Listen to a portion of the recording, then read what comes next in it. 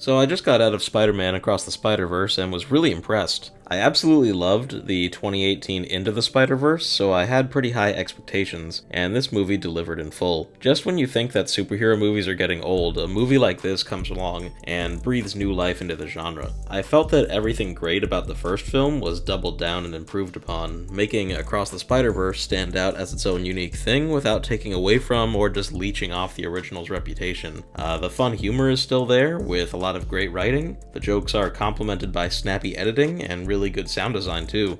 But best of all, I didn't think that the jokes took away from anything. A problem I've been experiencing with the recent MCU movies is that a lot of emotional moments keep getting undercut with jokes. While this isn't officially connected with the MCU movies, I think it's worth mentioning that all the emotional moments in the movie are actually allowed to stand on their own, and some of them hit pretty hard too. I also liked that a lot of the humor is just part of the world, and the movie just runs with the ridiculousness. For example, a Spider-Man shows up that happens to be a car, and he's just there for the audience to notice on their own. The movie doesn't spend a minute drawing attention to it like, oh my god, you're a car, or your name's Peter Parkedcar? So crazy and dumb. It's just very organic, and I appreciated that. There's a lot more heart and soul put into this movie than a lot of other recent comic book movies, and you can really tell that the people behind this cared more about it than just a moneymaker or a small piece to some larger universe. I liked the characters a lot. Returning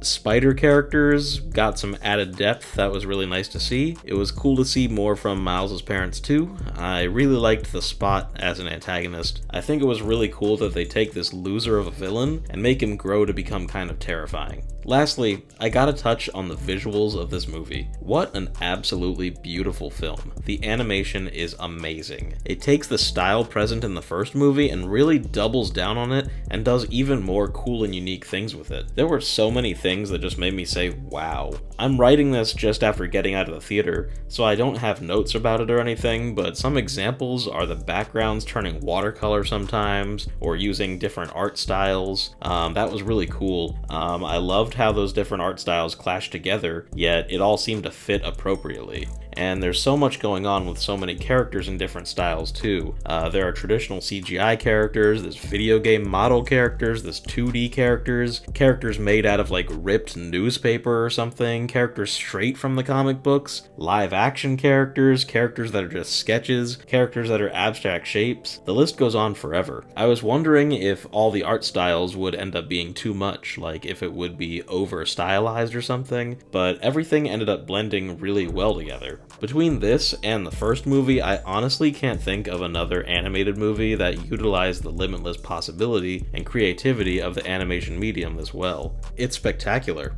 This is one of those movies I really can't talk about too much without spoilers, so I'm keeping this one pretty short, but definitely go see Across the Spider-Verse. I'm giving this one a buy it rating because I thoroughly enjoyed it and was really impressed. I'm definitely going to be adding this to my collection. I think everyone can get something out of it, from the most casual Spider-Man fan or the biggest webhead there is. Definitely make the time to go out and see it. Between the beautiful visuals and the engaging story, this is going to be one of the best movie-going experiences you'll ever get.